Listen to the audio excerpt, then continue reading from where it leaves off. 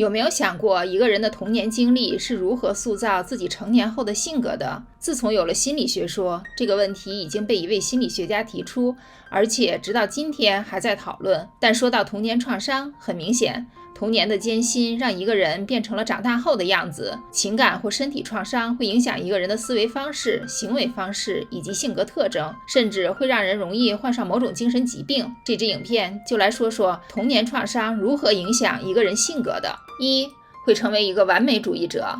你是一个追求完美的人吗？但是有没有觉得自己的完美主义在拖自己的后腿，让你一直感到焦虑和压力？根据今年发表在《研究与个性》杂志上一项研究的说法，这可能和你的童年创伤有关。当你的父母设定了很高的期望，并要求每件事都完美无缺时，童年创伤和完美主义之间就会产生联系。他们不接受你 B+ 的成绩，你必须要考到 A 才行。他们不管你是否已经做了作业，你就是还得再学习几个小时。他们不在乎你是否想成为艺术家，你必须去上法学院。你的爱好没有达到他们的标准，你的房间总是不够干净，你没有按照他们喜欢的方式做家务。你的父母是这样的吗？如果是这样，你肯定能理解那种因为对父母永远感觉不够好而感到疲惫的感觉。当你努力满足他们的要求时，这种思维方式成为你的一部分，会塑造你的个性。长大后，如果你觉得有些事情是不完美的，就会被焦虑淹没，这时可能会导致抑郁症的症状，因为你似乎永远不会对生活感到满意。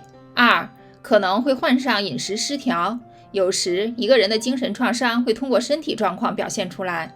在几项研究中发现，厌食症或暴食症与儿童情感创伤之间存在联系。如果父母不太关注孩子的身体和外表，孩子可能特别容易患上饮食失调。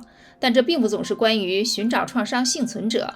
饮食失调可能成为一种应对机制，应对孩子通过不健康的饮食习惯或通过控制自己的体重经历的负面情绪。孩子可能会觉得自己终于掌控了生活中的某些事情，可能会觉得自己的整个生活都不在自己的掌控之中，但至少仍然拥有自己身体的所有权。这可能会造成情绪化进食，这时候食物就成了自己最好的朋友。当生活让人沮丧的时候，就会求助于它。但无论当时感觉有多好，不规律的饮食最终只会增加创伤。三，有时表现得很幼稚。你有时会表现得有点孩子气吗？创伤有时会让一个人对童年充满恐惧，可能会经历的所有感觉，羞耻、内疚、羞辱、恐惧，把你拉回到童年。有时让你害怕成为一个成年人，也许你觉得自己不能为自己做决定，或者你没有能力处理成人的压力，比如去工作、付账单、处理家务等等。这可能会让你感到不知所措，可能会向你内心的小孩寻求帮助。这被称为年龄退行，这是一种心理防御机制。你会回到一些孩子般的行为来帮助你应对各种情况，包括奶声奶气的讲话、发脾气、用动物玩偶来自我安抚等等。而年龄退行可能是一些严重精神障碍的症状，有时你可能会在对压力事件的反应中暂时退行，或由记忆或创伤事件触发了反应，这可能很难应付，因为人们可能会认为你幼稚、不成熟，但重要的是要记住，你仍然有能力充实自己的生活。四，发展出了一种不安全的依恋。最后，如果我们不提到依恋理论，我们就无法谈论童年创伤的影响。根据依恋理论，当一个人还是个孩子的时候，思维方式取决于父母如何对待自己。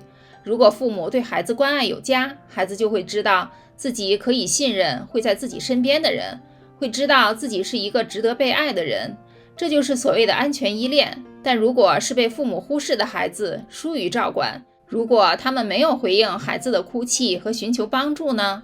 那么这样的孩子可能就会形成一种不安全的依恋。这意味着孩子长大后的自我价值感很低，认为其他人不值得信任，或者非常害怕别人拒绝自己。不安全依恋有3种类型，每一种都描述了今天对自己和他人的感觉。第一种是焦虑或心事重重。如果一个人的依恋类型是焦虑的，他可能有较低的自我价值，觉得受到了伤害，觉得自己不讨人喜欢，或者觉得自己有什么问题，但与此同时渴望爱和关注，非常害怕被抛弃，会做任何事情来从一个对自己很重要的人那里得到认可。接下来一种是回避型或轻视型。人们不会总是有一个不好的自我形象，即使他们从童年创伤中幸存下来。如果一个人的依恋类型是回避型，可能认为自己坚强独立，但不能对别人这样说，因为自己的父母对自己不太好，可能认为别人都是坏人，所以长大后不想和任何人在一起，觉得自己不需要朋友或感情，不想分享自己的感受，也不想和任何人有亲密关系。最后一种是混乱的或害怕的逃避型的。大多数这种依恋类型的人，父母都是忽冷忽热的，这一刻还一切都很好，下一刻他们就被侮辱了，或者被呲打了。你身上发生过类似的事情吗？如果发生过，现在不知道该如何反应，如何表现吗？也许你确实想和别人亲近，但同时又害怕，如果他们突然开始虐待你怎么办？因为这种依恋风格，你自己形象的看法可能也不稳定，甚至不知道自己是谁，更不用说如何看待自己了。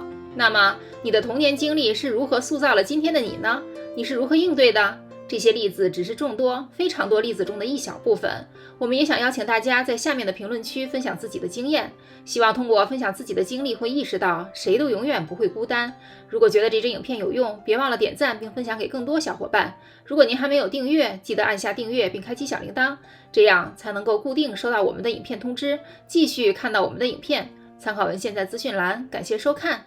时下全球心理健康状况都在大幅下降，这就是为什么我们如此致力于创造比以往更多内容的原因。非常感谢大家加入我们的旅程，下支影片不见不散啦！